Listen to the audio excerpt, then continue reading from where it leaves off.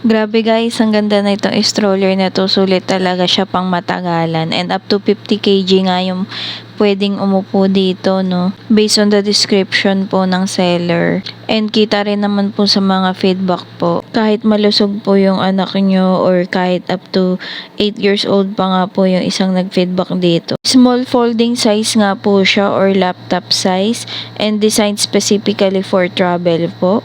Kahit na mag-commute po kayo, kasyang-kaya po yan. Easy to install and easy to fold gaya nga po ng nakita nyo.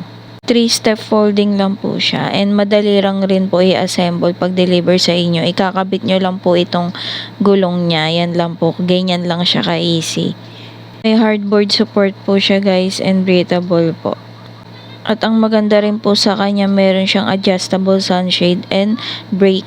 Isa pa po sa pinakamaganda dito is, ang ganda po talaga, protected po talaga yung anak nyo dahil may 5-point protection siya. Or yung design ng seatbelt niya is napakaganda po. Kumbaga may double lock siya. Saka yung wheel niya is napaka-smooth po gamitin.